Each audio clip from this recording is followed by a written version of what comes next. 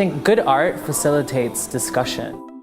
It's about the bigger picture. It's about abstract concepts. It's about grappling with the big questions of humanity and life. Art's about asking questions. It's not always about finding solutions. Often these problems we try to solve are a lot bigger and more complex than we can imagine.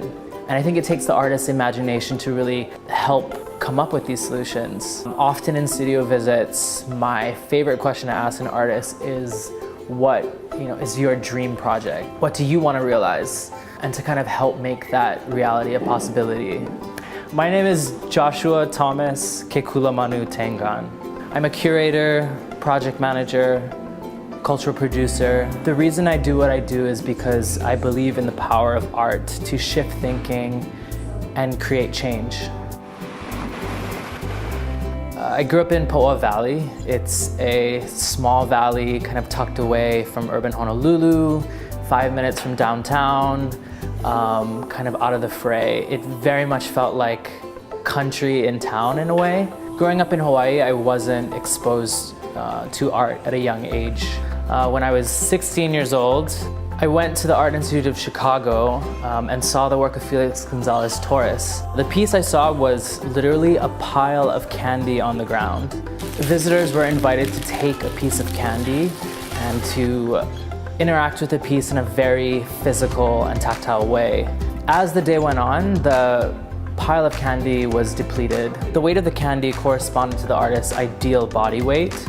At the time of making the work, Gonzalez-Torres was diagnosed with HIV. The piece was meant to kind of mirror the physical deterioration of his body. Seeing this work and seeing how visitors interacted with it, it was a light bulb moment for me. And I thought to myself, if this is what contemporary art is, then sign me up. At the core of what I do is to help facilitate the similar experience I had at the Art Institute of Chicago, and to create these experiences for other people. Hawaii's contemporary art community is small and tight-knit. One of the most inspiring things I see is artists supporting artists. Artists are always buying each other's work and supporting one another through that. That's great, but in order to have a sustainable art economy, we need to grow our collector base beyond just artists themselves. I think there needs to be more education around art appreciation.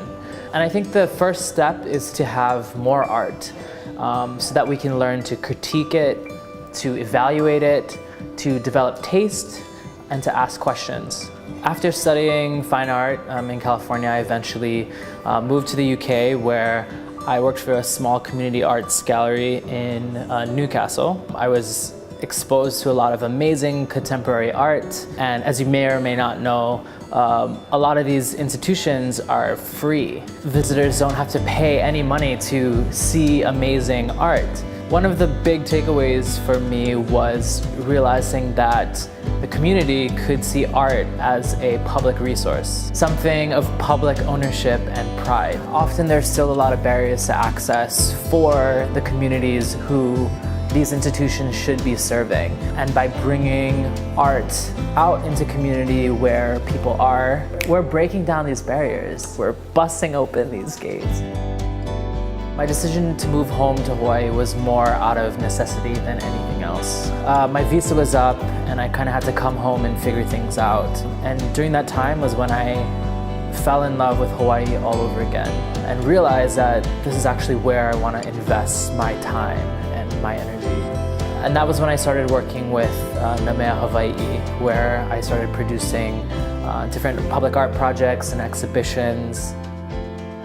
Contact is an annual exhibition of contemporary art which explores this notion of contact as it relates to the Hawaiian Islands, its people, and their experiences. The way we build the exhibition is actually bringing two curators together from different backgrounds, often one person in culture and one person out of culture, and have them meet at a point of contact and build the exhibition together. This year we expanded the Contact exhibition by adding different sites around Waikiki, Kaka'ako, and Kalihi. Most of these sites were non-traditional art exhibition venues, like retail spaces, hotels, a lei stand at the Royal Hawaiian. You don't have to go to an art gallery to see interesting work. It's often these chance encounters with art that are most exciting and most life-changing and paradigm-shifting. Contemporary art needs to be democratized. We need to remember that everyone can participate and it's not just for an elite. My vision for the future is slowly coming together. It's changing and it changes. And I think that's okay because it leaves space for evolution and for other questions. My hope for our community is to have an arts economy where everyone benefits, where everyone can engage with art without feeling intimidated. And a healthy art community is a healthy community. We live in such a beautiful place and there's so much going on here. There's so much creativity and so much potential. And it's really about the community and the public coming out and supporting that. I'm still searching and I'm still trying to understand what I want to see. I know I want to see something different. I want to see a better future and I believe that art can get us there. I don't know exactly how we're going to get there, but I want to keep working at it. I want to keep asking questions and I want to continue facilitating art because I know it's important.